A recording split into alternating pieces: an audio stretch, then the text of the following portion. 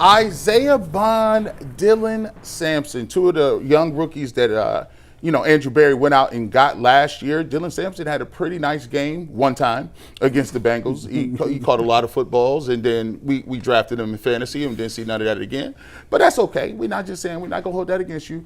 And also, Isaiah Bond, he came in late last year. The Browns signed him, didn't have much opportunity in training camp. Kind of got short reps in terms of being out there, but did show some things from Shedeur Sanders and him connected on some deeper passes. So the question I toss out to you guys is, what exactly are you looking for those two, and who will have the better season next year? Earl, we'll start with you. Well, hey, I'll start here with Isaiah Bond because I think Dylan Sampson will have the better season next year. But I had some friends that was at the Combine. Jason, you might have heard the same thing. But they told me that when they talked to other people about what they observed from the Cleveland Browns, the one thing that was notable about Isaiah Bond is that he consistently beat the defense deep. And I know, like, everybody said, well, okay, he's a speed guy. Well, duh. But you think about him being a rookie, an undrafted rookie, missing all that time. There's an element to getting open that not everybody that's fast can get open. Mm-hmm. That young man knows how to get open, and you can only hope that he continues to develop that part of his game. You know, I said this last Friday. I think it's Dylan Sampson for the simple fact I am asking myself, what is Todd Monken's offense going to look like? I can do as much reading as I want to about what his base offense looked like, what he's ran in other places, and I just keep coming back to these 3 wide receivers, 2 running back sets, right? And you want to create as much disguise for the defense as possible, giving your quarterback a lot of options. Dylan Sampson did not have a carved-out role for him last year, in my opinion. We see the big playability. We know he's fast. We know that he can catch the football out the backfield. And in the last game of the season versus Cincinnati was probably arguably his best game of the year with nothing on the line. He came out there and he performed. I just got to believe that with an improved offensive line, with a new offensive philosophy and a new offensive scheme, that Dylan Sampson is going to get more opportunities to display his overall skill set. So for me, I got him taking a bigger second year leap than Isaiah Bond. Jason, Dylan Sampson. The one thing I remember you talking about last year when we covered training camp is his size. Yeah. Like, he is slight. He is smaller than, I guess, what it looks like when he came out of college. In terms of him getting the ball and being a everyday back, I don't think that's in the cards for him. But do you believe that he has an opportunity to increase his carries and to be more successful with traditional runs, or is he going to be a third down type guy where you're looking to get him out on the perimeter? I mean, right now he's the number 2. I have a hard time believing that's going to stay. I would imagine they're going to add somebody in the draft. They'll draft another running back, I would think, somewhere at some point. It's hard to compare a third down back and a number 3 receiver who's going to have the better year. I actually think I'm operating under the belief as of now that Shedeur is the quarterback, right? Like, I think, and if that's the case, the one thing that he proved last year is he's got a really good deep ball. So when all else fails, if things break down, go deep, and I'm going to find you. So there's more opportunities for that. I think this is going to be a run-heavy offense. We don't really know what Monken's going to run. I tend to think it's going to be a run-heavy offense, trying to take pressure off the quarterback, put him in positions to succeed. But when he has his opportunities, it's pretty clear he was able to find Bond a couple of times last year. I would tend to think that will continue. So, yeah, I mean, if you're going to make me pick between the two, I would take – I think Bond's going to have more memorable plays. Who's going to have more yards at the end of the year? I don't know. But I tend to think you'll be talking about the plays made by Isaiah Bond probably more than you will Dylan Sampson.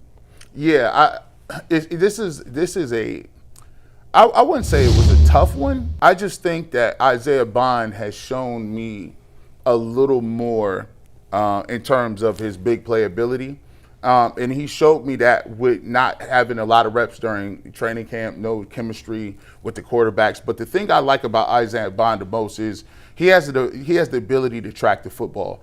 It's just not about getting open as a receiver. You also have to be able to track the football, left shoulder, right shoulder, understanding where you are in the field. And the thing that was most impressive is he had 2 or 3 deep balls where he caught, deep post or streaks, where it was in between the safeties. So when you're having safeties converge on you in the middle of the football field, and you got to find and track the football, and you're not a very tall receiver that's going to high point a lot of footballs, I think it's a great opportunity to just show that he does have the ability to go deep. Now, the thing that I want to look at, and which limits him a little bit in this, is a simple fact that he's not a great guy to get off the line of scrimmage. He's going to get jammed a little bit. He's not an outside receiver. And in terms of his precise route running ability, he does not run the most precise routes. He is what we call the one-trick pony so far. Yeah. It's, I'm faster than you. I'm going to get behind the defense and go get it. So he's going to have a couple of those plays. The question is, does he have a consistent package of plays that they trust him to run if it's not going deep? Well, I think that's if he continues to improve at the wide receiver position. I mean, he's not an outside wide receiver, but do you really want Isaiah Bond playing outside where he can do more damage, playing in the middle of the field, out in space? I remember him, somewhat at Alabama, and I remember him at Texas. And guys like this, they can sometimes get boxed into being straight line fast guys. But you pointed it out. There's other elements to being a wide receiver, and he showed those other elements last year. And so I am intrigued by what his offseason looked like. What type of work did he put in? Because, earlier in the show, I made a case for Makai Lemon because he can be that slot wide receiver. A guy like this can operate as your wide receiver 3, wide receiver 4. Imagine having two guys, big body guys on the outside, and you got Isaiah Bond and somebody else lined up in the middle of the field. That can do a lot of damage right there. That man, he has elite speed.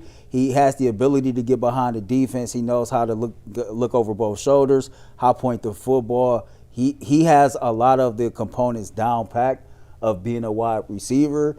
And just like any player that's going into their second year in the NFL, you are going into year 2 with a lot of things that you have to improve on.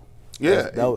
Them be the breaks. And, I think this is the thing that we kind of miss. A lot of these guys, we have an idea of what they were last year. Yeah.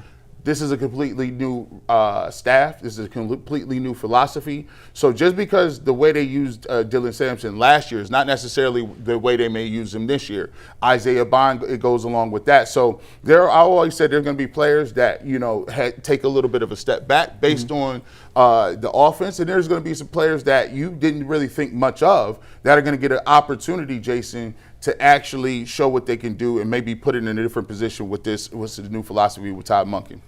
Bond missed all of training camp last year because of his legal issues. Being in now, having a full training camp to go through, certainly, obviously, you would think would help him. Like I said, I'm curious to see if they add a back. Jerome Ford's gone, and do they count on Samson to be the number 2 and bring in like a third down guy, or is Samson that third down guy? I could see it going either way, although I tend to think Samson would be the third down guy. I wasn't overly impressed with him as a rookie, but year 2, typically, if guys take big leaps, it usually occurs in year 2. Yeah, I would be surprised. I do think that they're going to take a running back to try to be more of a bell cow guy. They're bigger. I like Nick Singleton out of Penn State. I do too. I really like he's a 4-year guy. But I think the Browns are going to not only target a running back. I think they will target a quarterback that's more of a development quarterback. And I would not be surprised if they take multiple linemen, whether those are guards, even if they do take one in the first round. And the receiver draft is kind of deep as well because you got guys that they can look for. So I'll be interested to see if they do bring in a guy like Zachariah Branch, who has some of the same characteristics as Isaiah Bond, but has been more of a underneath guy.